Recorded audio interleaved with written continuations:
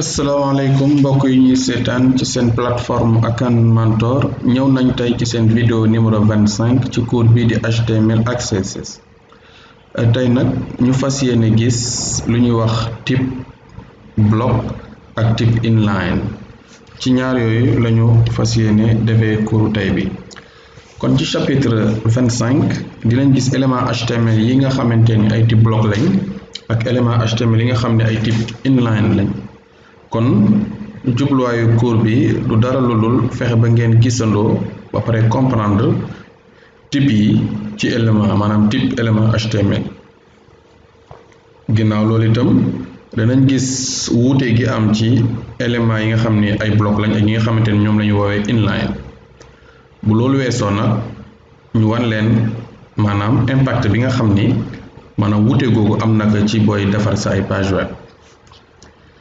ngir ñu mën a def loolu dañuy daal di tàmbali wax leen ni leen bépp élément HTML maanaam soit day nekk type bloc mbaa mu nekk type inline ñaar yooyu moom mënu ko wees exemple paragraphe yi ay type bloc lañ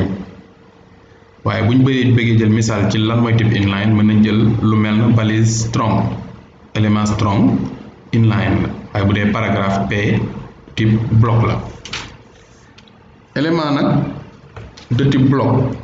toujours dafay commencer ci ligne bu bees maanaam nouvelle ligne ba noppi dafay jël largeur bi disponible yépp ci page bi donc faaw ngeen xam loolu donc élément de type bloc moom toujours ci ligne bu bees lay tàmbalee nouvelle ligne ba noppi dafay jël largeur bi jàppandi yépp ci page bi toute la largeur disponible dans une page waaye élément de type bloc ba tey mën na jël ci biiram élément type inline danañ gis loolu waaye dañuy njëkk a wane ngir mu leer ci yéen maanaam élément de type bloc pour ci tàmbali damay daal di ñëw supprimer li ma defoon fii yëpp ci page bi fii aussi ma ñëw effacer lii bàyyi fi kon benn paragraphe rek laa fi daal di bàyyi p fii slash p donc wax naa leen ne p est un élément de type bloc donc voilà donc mu def je suis un élément de type bloc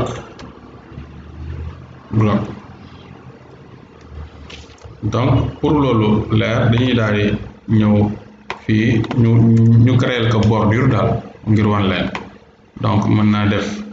exemple fii mu def border ma jox ko 1 pixel solide black mooy couleur cadre bi quoi dañ ci daal def benn genre contour waaw def benn genre contour donc ñu enregistrer donc bu ñëwee actualiser enregistré wu ma woon lii page HTML bi voilà ma enregistré benn élément bi ma def donc bu ñu actualiser gis nga ne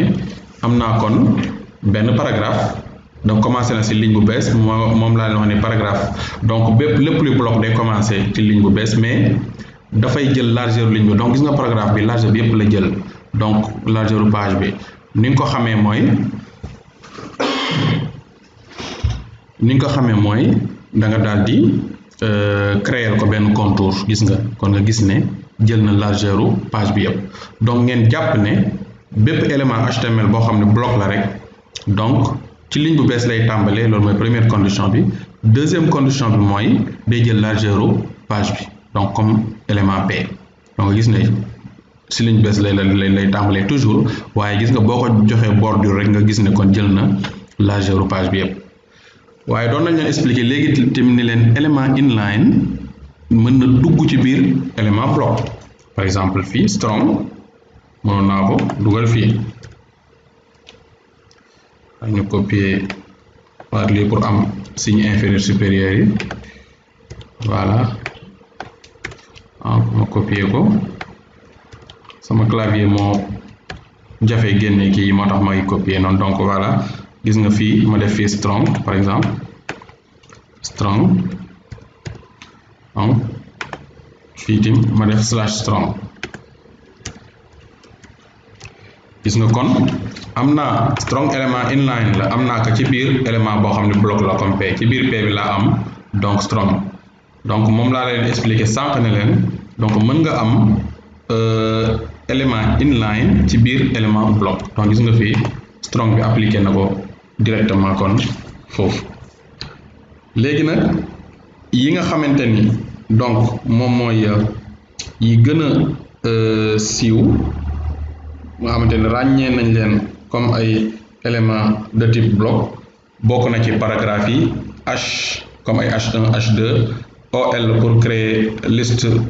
non ordonnée UL pour créer liste non ordonnée forme pour créer ay formulaire ak div pour créer ay cadre donc yooyu yëpp ay élément de type bloc la donc bu dee élément de type inline nag moom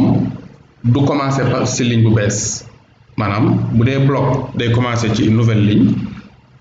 élément inline moom du commencer ci nouvelle ligne ba noppi ñoom dañuy dugg ci biir ligne actuelle bi maanaam comme sànq strong bi ni ñu ko dugalee ci biir ligne